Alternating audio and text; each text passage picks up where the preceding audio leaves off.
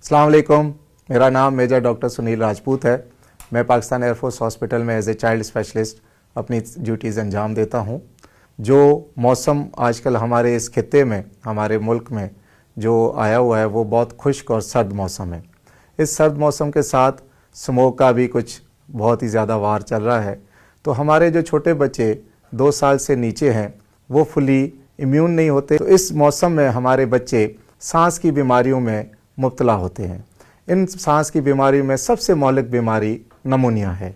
नमूनिया although हमने उसकी vaccination भी शुरू कर दी है लास्ट 10 साल से, लेकिन ये अभी भी नंबर 1 कॉन्टेजियस डिज़ीज़ हमारे इस खित्ते की है। तो हमें और हमारे माशरे को और हमारे माँ बाप को अपने बच्चे के अंदर एक कॉमन ठंड लगना या खांसी का और नमूनिया में भी डिफरेंस का पता होना चाहिए।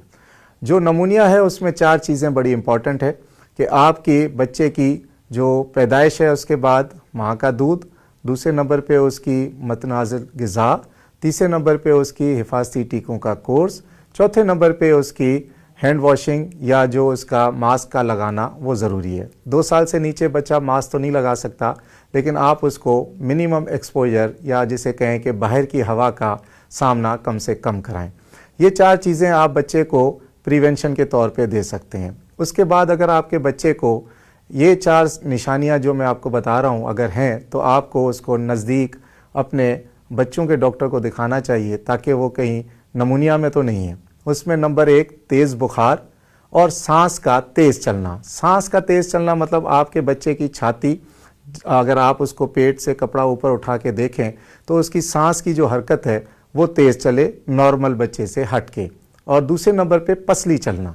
पसली चलना मतलब आपकी छाती की जो हड्डियां हैं वो अंदर की तरफ धंस तो नहीं रही, अंदर की तरफ खिंचाव तो नहीं आ रहा, उसको हम कॉमन ज़बान में पसली चलना कहते हैं। चौथे नंबर पे बच्चा दूध पीना या खाना खाना छोड़ दे या उल्टियाँ करे।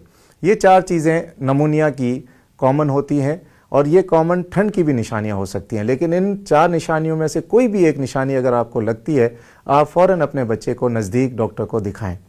नमूनिया एक बहुत आसान हिफाजत और एहतियाती तदाबीर अदा करने से बचाने वाली बीमारी है, लेकिन अगर हम अपनी थोड़ी सी भी बेहतियाती करेंगे और अपने बच्चे को इस खुले मौसम में मोटरसाइकिल के आगे धूप में बिठाएंगे या पार्क में ले जाएंगे या स्कूल्स में जैसे स्पोर्ट्स एक्टिविटीज़ हैं जिसके लिए मैं ज़रूर चाहूँगा कि स्कूल इंतज़ामिया भी इसको बंद करे, तो हम अपने बच्चे को 100% रिस्क देंगे इस हवा में मौजूद जो जरासीम है वो नाक के थ्रू आपके बच्चे के फेफड़ों में जाएंगे और फेफड़ों में जाके उन नालियों की सोजिश करेंगे जो सोजिश आगे चल के नमूनिया कॉज करती है। नमूनिया का ट्रीटमेंट घर में भी हो सकता है, लेकिन काफ़ी दफ़ा नमूनिया इतनी एडवांस स्टेज पे हमारे क्लिनिक्स पे पहुंचता है कि उसको फिर दाखिल करना पड़ता है। बच्चों को दाखिल करके फिर ऑक्सीजन और साथ में कैनुला के ज़रिए आपको IV एंटीबायोटिक्स देनी पड़ती है। मेरा आज का मैसेज आपके लिए ये होगा कि आप एहतियाती तदाबीर अपनाएं, क्योंकि अगर आप एहतियाती तदाबीर अपनाएंगे तो आप डॉक्टर, लेबॉर्ट्री, डिस्पेंसरी या स्टोर की दवाइयों के खर्चे और चक्रों से बच जाएंगे। तो अपना और अपने बच्चों का ख्याल रखें। अल्लाह हम सबको सलामत रखे। अल्लाह आप लोगों के लिए आसानी करे।